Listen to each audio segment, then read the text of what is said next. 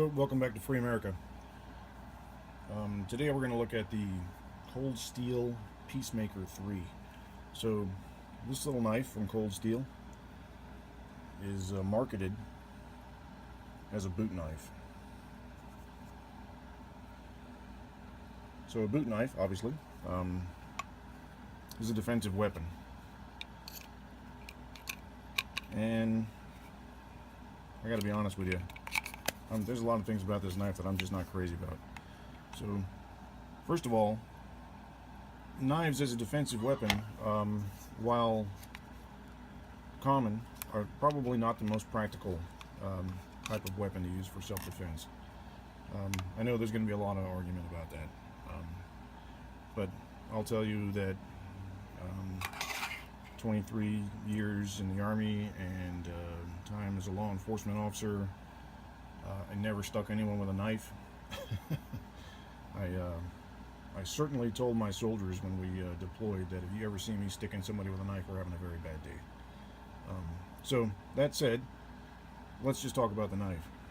So the knife is German 41. Let me see if I can show that to you again.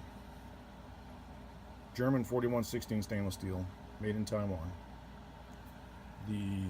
The blade length is 4 inches. Overall length is 8.5 inches. Weight is 3.4 ounces, very, very light. Blade thickness is 2.5 millimeters. So, and the rubberized handle is called Crayax. It's 4.5 inches long. So if you look closely in the lanyard hole, see if I can get a shot of it, you can see the steel of the tang all the way at the top of the handle.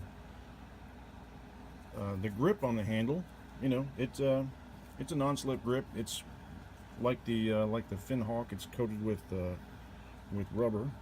Let's see if I can show you the texture.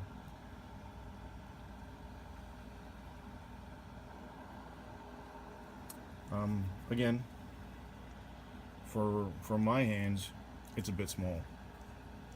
I would have to wrap it with something, which kind of takes away from the purpose of having a thin, easily concealable, boot knife. The sheath, is called, Secure X. It's got a little metal clip on it. It's a sturdy little clip, it really is. The weird thing about it is it has this cover over the top right here, over the front, which I really don't get. I understand maybe when it's in your boot, you don't want the rubber sticking to your pant leg or something. I don't know. Maybe somebody else can help me understand what that's all about. But I find it makes it extremely hard to draw.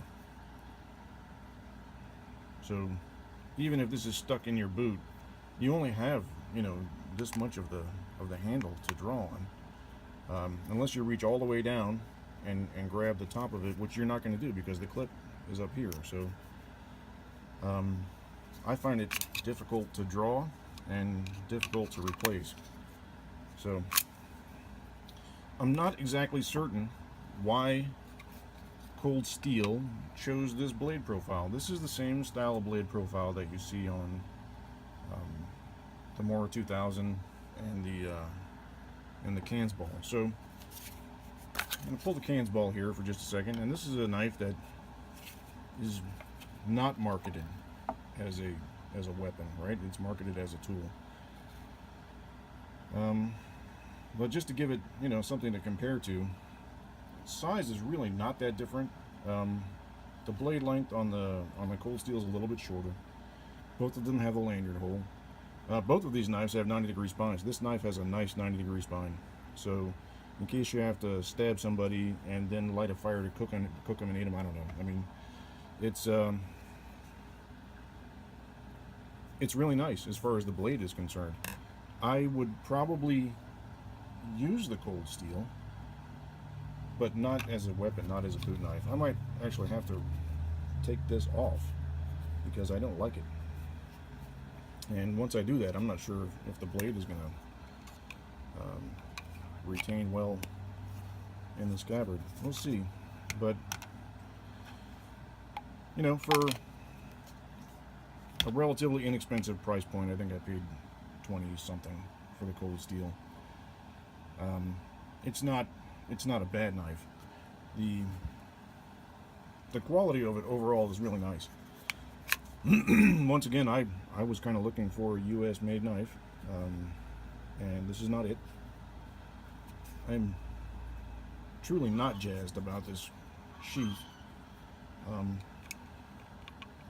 But like I said, it's thin, right? And that, for me, that's not a plus. But if you're going to conceal this knife, maybe it is a plus. The grip on it is really good. I'm not sure why you would necessarily need a lanyard hole on a boot knife, but it does have a lanyard hole. So yeah, overall, my opinion of the knife is it's worth the $20-odd. So what it comes right down to is that it all depends on what you want to do with it. Now, I have distinct impressions, distinct opinions about what a combat knife is and what it isn't.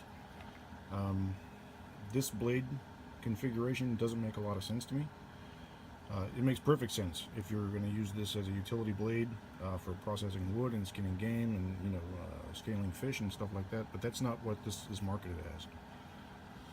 So a combat knife, a boot knife, something like this, what you really need, well, let me show you. What you really need is a spear point, right? This is a boot knife. I'm sure all of you are familiar with this boot knife. This is a Gerber Mark I. One of my all-time favorite knives for carrying as a concealed weapon. Again, very thin in the handle, right?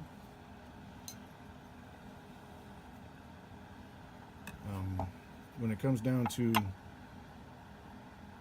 grippiness, is that a word in English? Grippiness?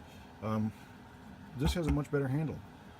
However, if you're going to stab someone with this blade, I think you really want a double-edged spear point. Here's another example. This is one of my all-time favorites, right?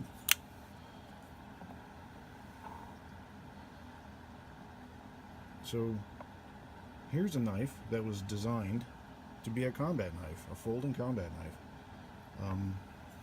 It has a false edge, right? A spear point. The one thing that I'm not crazy about on this knife is it doesn't really have a very good guard. But I got to tell you, this is hands down. These two, hands down, a couple of the best concealable combat knives that you can get on the American market.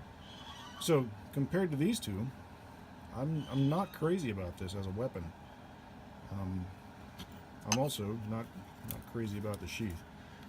So there we go. A whole bunch of Nathan's opinions for whatever that's worth to you. And again, thanks. If this video is at all helpful, you know, educational, entertaining, please give me a like. Give me a like in the like button down here, and subscribe on the subscribe button down here. And you know, leave your comments. Tell me what you think. I always appreciate that. And for now, God bless America, and I'll see you next time.